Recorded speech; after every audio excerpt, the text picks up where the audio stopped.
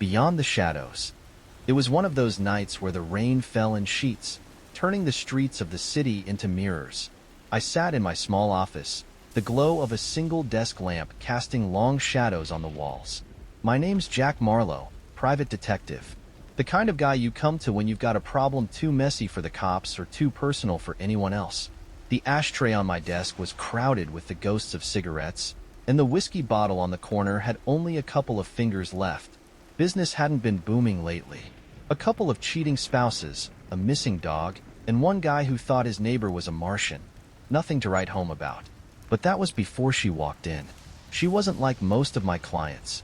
She didn't have the desperate look, the nervous shuffle, or the barely concealed tremor in her voice.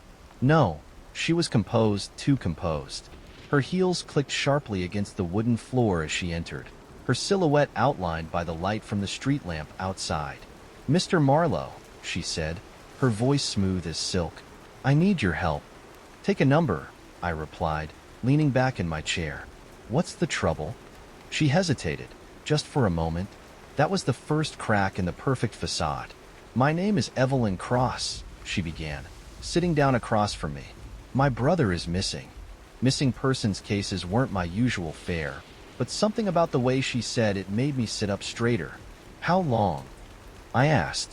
"3 days," she said, her hands clutching a small, elegant purse. "And he hasn't answered any calls or messages. That's not like him." "Maybe he needed some air," I suggested. "People disappear all the time, especially in a city like this." Evelyn shook her head. "He's not like that. He wouldn't just leave without telling me." I reached for a notepad and a pen. "What's his name?" "James Cross," she replied. "He works as an investment banker downtown. Or, at least, he did until recently." "Until recently?" "He quit his job a few months ago," she explained. "Said he was working on something big, something that would change everything. He wouldn't tell me what it was, though." That set off alarm bells. People don't usually quit lucrative jobs unless they're sitting on a gold mine or a ticking time bomb. "Any enemies?" I asked. She hesitated again. "I don't know. James was always careful, but he'd been acting strange. Paranoid." "Paranoid how?" "He kept looking over his shoulder. He installed extra locks on his apartment door. And he mentioned something about someone following him. Now we were getting somewhere." "Did he say who?" She shook her head. "No, just that he didn't feel safe." I jotted down her answers, my mind already running through the possibilities. "Do you have a picture of him?" Evelyn reached into her purse and handed me a photograph. James Cross was a clean-cut guy in his early 30s, the kind of man you'd expect to see in a tailored suit on Wall Street. He didn't look like the type to vanish without a trace. "All right, Ms. Cross," I said, tucking the photo into my pocket. "I'll take the case, but I'll need access to his apartment, his phone records, and anything else you can give me." She nodded, relief washing over her features. "Thank you, Mr. Marlowe. I'll do whatever it takes to find him." With that, she left, leaving behind the faint scent of expensive perfume. I finished my drink, stubbed out my cigarette, and grabbed my coat. It was time to hit the streets. James Cross's apartment was in a swanky building downtown, the kind with a doorman and marble floors in the lobby. Evelyn had given me a spare key, so I let myself in. The place was immaculate, almost too perfect. Either James was a neat freak, or someone had been here before me. I started with the basics: drawers, closets, and the trash. It didn't take long to find the first clue: a crumpled piece of paper in the wastebasket with a name and address scribbled on it. Haven Vance, 44, Water Street. Next, I checked his laptop. It was password protected, but I've been around long enough to know that most people aren't as clever as they think. A few guesses later, I was in. His browser history was clean, too clean. Someone had wiped it recently, but not thoroughly enough. A single bookmarked page remained, a forum on the dark web discussing corporate espionage. My gut told me James had stumbled onto something he shouldn't have. The question was, who didn't want him talking about it? I tracked down Haven Vance the next morning. The address led me to a seedy bar down by the docks, the kind of place where the drinks were cheap and the patrons didn't ask questions. Haven was nursing a beer at the far end of the bar, a wiry guy with sharp eyes and a twitchy demeanor. Mind if I join you? I asked, sliding onto the stool beside him. Depends, he said without looking at me. What's your business? I'm looking for James Cross. That got his attention. He glanced at me, his expression guarded. Who's asking? Jack Marlowe. I'm a private detective. His sister hired me. Haven's eyes darted around the room, checking for eavesdroppers. Look, I don't know much, but James was in deep with some dangerous people. He was trying to expose them, big players in the corporate world. He thought he could blow the whistle and come out clean. Did he tell you who they were? No names, Haven said, his voice dropping to a whisper. But he mentioned something about a shell company called Blackwell Ventures. Said they were laundering money, funding some kind of underground operation. Before I could press him further, the sound of a car backfiring outside made Haven flinch. Except it wasn't a car, it was a gunshot. Haven slumped forward, a bullet hole in the back of his head. I hit the floor, my heart pounding. Whoever didn't want James talking had just silenced his friend, and now they'd know I was on their trail.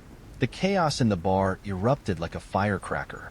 Patrons ducked under tables, and the bartender dropped his glass with a crash. I stayed low, pressing myself against the sticky floorboards. Whoever pulled the trigger wasn't interested in sticking around. The sound of screeching tires outs. Haven was gone. His lifeless body sprawled over the bar, blood pooling beneath him. My chest tightened, not because I hadn't seen death before, but because Haven was my only real lead. Now, it was back to square one. I waited until the shouting quieted and slipped out the back before the cops could show. They wouldn't be interested in my version of events, and I wasn't ready to answer questions. The rain hadn't let up, drenching me as I stepped into the alley. I had only one clue to follow now: Blackwell Ventures. Back at my office, I started digging. Blackwell Ventures wasn't the kind of name that showed up in glossy ads or press releases. It took me hours to find anything remotely connected, and when I did, it wasn't pretty. Blackwell was a shell company tied to a web of offshore accounts, dummy corporations, and fronts that spanned continents. Its fingerprints were on everything from arms deals to industrial espionage. Whatever James had uncovered, it was big enough to put him in serious danger. I found one name buried in the records: Matthias Drake, a mid-level executive at a major energy corporation. The connection was subtle: a few wire transfers, an email thread leaked years ago. But it was there. If James had been looking into Drake, he'd found himself a dangerous enemy. Finding Drake wasn't easy. Guys like him didn't walk the streets or drink at dive bars. They hid behind corporate walls, insulated by security teams and legal teams even meaner. But I knew how to crack into a fortress like his, through the back door. Drake frequented a private club in the Uptown District, the kind of place where money talked louder than morals. I disguised myself as a courier delivering a gift, a carefully forged package meant to get me into his office. It worked, mostly. His secretary bought my act long enough for me to slip inside, where I found Drake alone, poring over his laptop. "Who the hell are you?" he barked, standing so fast his chair toppled over. "Someone looking for answers," I said, closing the door behind me. "You've got about 10 seconds to tell me what happened to James Cross before I call every journalist in town and blow your little operation wide open." Drake sneered, but there was fear in his eyes. "I don't know what you're talking about." "Let me jog your memory," I said, tossing the photo of James onto his desk. This guy was digging into Blackwell Ventures. Now he's missing, and his friend just got shot in a bar. Your name popped up during my research. Care to explain? For a moment, I thought he'd call for security, but instead, he sank back into his chair, his face pale. "Look," he said, his voice shaking. "I had nothing to do with that. But if Cross was looking into Blackwell, he was in over his head. They're not people you mess with." "Who's they?" Drake hesitated. "Blackwell's just the tip of the iceberg. It's a front for something much bigger, something global.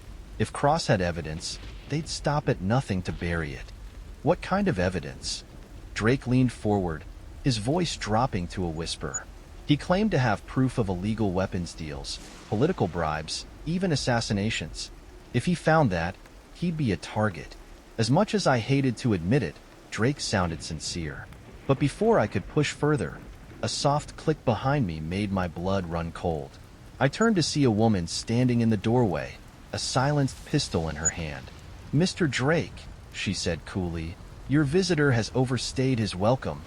I acted on instinct. Grabbing Drake's laptop, I dove behind his desk as the first bullet whizzed past my ear. Drake wasn't so lucky. He fell to the floor, clutching his chest, his screams fading fast. I didn't stick around to see what happened next. Hugging the laptop like it was a lifeline, I shoved past the assassin and bolted out the nearest window, landing hard on the fire escape. The rain was still falling as I scrambled down to the street, my heart pounding. Another player had entered the game, and she wasn't playing by the rules. I needed to disappear and figure out what was on that laptop, fast. Back in my office, I locked the door, poured myself a stiff drink, and powered up Drake's laptop. The files were encrypted, but I had contacts for that kind of thing. An old hacker buddy owed me a favor. I sent him the drive and waited. A couple of hours later, he called. "Jack, you've stepped into something deep," he said, his voice tense. "These files are insane. Email chains about buying out politicians, military-grade tech sales, classified documents. I don't even want to know how you got this." "Do you have names?" I asked. "Plenty. CEOs, politicians, even a few international spies. This isn't just Blackwell Ventures. This is a network." "And Cross?" "His name's all over the correspondence. Looks like he was sending evidence to a journalist, but they found out before he could hand it off. The last message he sent was to an address in the warehouse district." I didn't like where this was heading, but I couldn't stop now. The warehouse district was the kind of place where deals went down in the dead of night. It reeked of gasoline and desperation. With my gun tucked into my shoulder holster, I entered the address from the email. Inside, I found James Cross, alive but barely. He was tied to a chair, his face bruised and bloodied. "Jack?" he croaked, his eyes widening as I approached. "Evelyn sent you?" "She did," I said, cutting him loose. "Let's get you out of here." Before we could move, the door slammed open. The assassin from Drake's office entered, flanked by two goons. She smiled, raising her weapon. "This ends here," she said. The next few moments were a blur of gunfire, adrenaline, and chaos. James and I managed to escape, though I took a bullet to the arm. It wasn't my first, and it wouldn't be my last. Back at Evelyn's place, I handed James the laptop and the files. "This is your evidence. Now, it's up to you." "You're not coming with us?" Evelyn asked. "No," I said, lighting a cigarette. "I'm not a hero. I just dig up the dirt." They disappeared into the night, carrying enough evidence to bring Blackwell Ventures crashing down. As for me, I returned to my office, poured another drink, and waited for the next storm to roll in. Sometimes, being a detective means you don't get the happy endings. But at least this time, someone else might. The rain had finally stopped, but it didn't matter. The weight of everything that had happened over the past few days hung on me like a second skin. James Cross was safe. Evelyn had what she needed, and the network of corruption and crime was facing its reckoning. But none of that brought me peace. It never did. I kept my office lights low and my thoughts darker, waiting. It wasn't a question of if something else would come. It always came. That was the life of a detective, a perpetual waiting game. A few weeks passed in relative quiet. News of the Blackwell Ventures scandal had leaked to the press, thanks to the data James had sent to that journalist. The criminal network had unraveled like a sweater in a tornado. Arrests were made. High-profile businessmen, politicians, and military officials were now facing charges. James Cross and Evelyn were no longer in the public eye, though I heard through the grapevine they'd found refuge abroad. They weren't heroes in the conventional sense, just survivors. And then came the knock on my door. It was late, too late for any normal visitor. When I opened it, a man stood there, his face concealed in shadow. His clothes were nondescript, his posture tense as if expecting trouble. My stomach dropped, sensing a familiar unease in the pit of my gut. "Mr. Marlowe, I need your help," he said, his voice even and controlled. I didn't invite him in right away. Instead, I studied him from the doorway. He didn't seem to have the frantic air of a man on the run. He was too composed, too clean. It It was the calmness that made me suspicious, the kind of calm that made people dangerous. "What's the case?" I asked. "Not a case. A warning," the man said, stepping into the dim light. His face was sharp, his eyes cold. "You've stirred up a lot of people's business in the past few weeks, Detective. People who aren't thrilled you're still alive." I straightened, stepping back into the office. My hand moved under the desk toward the drawer with the gun I kept hidden for these situations. "Who are you?" I asked, keeping my voice neutral. "My name is Simon Holt," he said, his face twitching for the briefest moment at the mention of his name. "And I'm here to offer you something, protection, in exchange for information." I hesitated. "Protection from who?" "The people you've crossed, the ones still alive," Holt answered, giving me a measured look. "People who don't like loose ends, and they see you as one." He took a few steps forward, his face now illuminated by the streetlights outside. He looked familiar, though I couldn't place him. His cold eyes gave nothing away. He spoke again, almost as if he were carefully weighing every word. "Do you know what happens when you try to take down someone like Matthias Drake?" he asked. "When you dig into things people have buried, people with real power, they don't let you walk away. They erase you." I kept the silence between us thick and heavy. The sound of rain against the window was the only background noise. "You're suggesting I'm not done?" I finally said, realizing the conversation was leading somewhere darker than I wanted to go. "That's what I'm suggesting," Holt replied calmly. "If you leave town now, take a few months off, disappear, I'll make sure the people you've tangled with forget about you. But if you keep digging into their business, they'll find you. And it won't be pretty." "So, what? You want me to leave everything behind?" "I'm offering you survival," Holt said. "No case, no investigations. Just a life in the shadows where you're safe from those with power. You can walk away from all this chaos." I wasn't used to taking advice from people like Holt, and I certainly didn't take it kindly being threatened in my own office. But the warning was clear. He knew things, more things than I did about the people I'd crossed paths with. I also knew that this type of man didn't show up in my life unless there was something much bigger waiting in the wings. People didn't pull strings at the level I'd touched without consequences. I could ignore his warning, stick to the case, and continue on the same perilous path. Or I could let it go, retreat to the shadows where I wouldn't be the one under someone else's microscope. Holt waited in the silence for my answer, but my mind was racing. The real question, though, wasn't about the danger that had found me. It was about the danger I still hadn't seen. Something bigger, hidden far beyond the headlines, still moving in the murky underworld. And if I walked away now, I might never uncover it.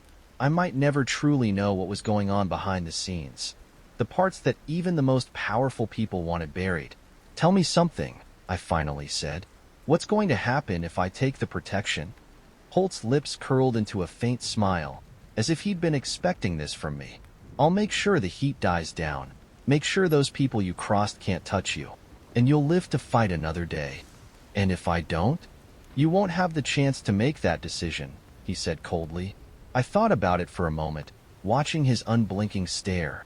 Then I made my decision. "I won't run," I said firmly. Holt's expression didn't change. "Then be prepared. You won't know when they come, but when they do, it'll be quick. And they won't care who gets caught in the crossfire." With that, he turned and left without another word. Months passed after that night. Holt's warning sat like a weight in my chest.